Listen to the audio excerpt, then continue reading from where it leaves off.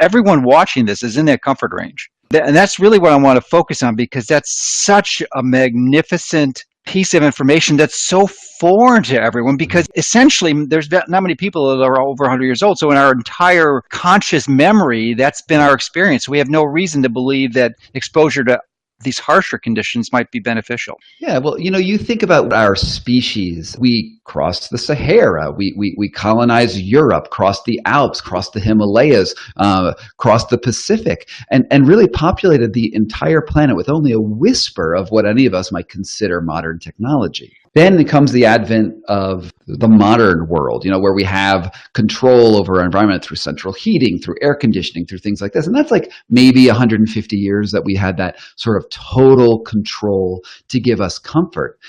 And where change was constant in our prehistory, now it's homeostatic, it's comfortable, it's not moving. And all of those systems that we had to adapt to the environment are now latent. They're not really doing anything.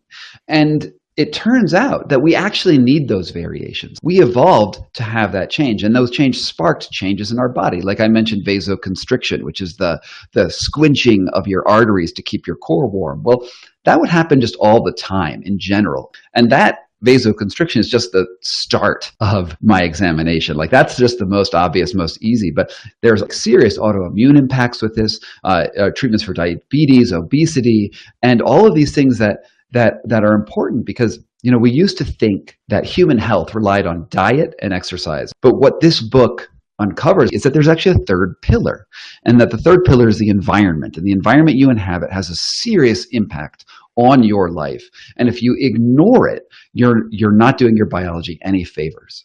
Yeah, I couldn't agree more. And it really is an underlooked or underappreciated element of health. I mean, as you mentioned, the primary focus is on your foods and exercise, food being far more helpful. But I'm not sure how you'd categorize exposure to light, which I think is a part of the environment, or actually a fourth pillar. But I think that's way up there with food with respect to its impact on health. So what I wanted to focus on now is you referenced the improvement in some of these other diseases like obesity and diabetes, and one might be wondering how that occurs.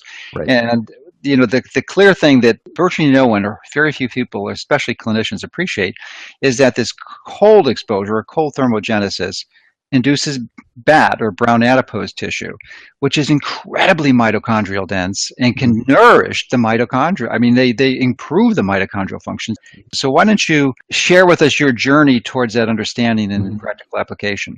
Sure. Well, the first challenge that any human has when they're born is maintaining a constant body temperature. The word you used was thermogenesis, which is right. And as an adult, the way you heat yourself is through your circulatory action, your muscle movement, your digestive action, and these things sort of work together to maintain a body temperature about 98.6. Now, for a baby, when they're born, they don't have a developed muscular system. They don't have a developed digestive system. Their circulatory system isn't that great. And they're really small, which means they have a high surface area to mass ratio, which means they lose heat very quickly, which is why we put premature babies in incubators.